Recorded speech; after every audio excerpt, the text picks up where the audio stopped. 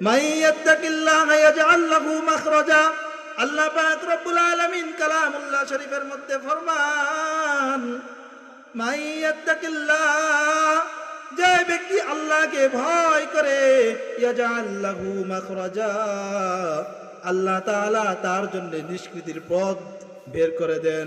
ওয়া ইয়ারযুকহু মিন হাইসু লা ইয়াহতাসিব, আল্লাহ তাআলা মুত্তাকিকে এমন জায়গা থেকে রিজিকের ব্যবস্থা করে দেন, সে নিজেও কামনা করে না, সে নিজেও আশা করে না যে এমন জায়গা থেকে সে রিজিক পেতে পারে।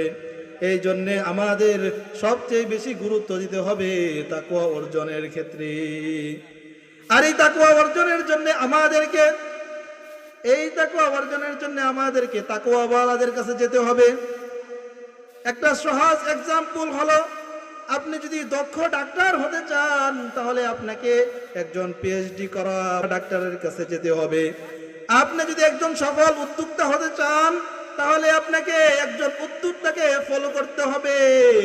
আপনি যদি একজন ভালো আলেম হতে চান তাহলে একজন আলেমের শিষ্যত্ব আপনাকে গ্রহণ করতে হবে।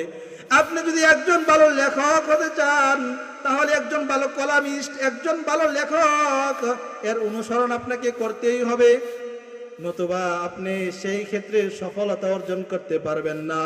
এমনই ভাবে বাবা, আপনি যদি তাকওয়াওয়ালা মুত্তাকি হতে চান, আল্লাহ তাআলার পছন্দের পাত্র হতে চান, তাহলে আপনাকে তাকওয়াওয়ালা বুজুর্গের কাছে যেতে হবে, মুরব্বির কাছে যেতে হবে, নতুবা তাকওয়া তো অর্জন করা সম্ভব না।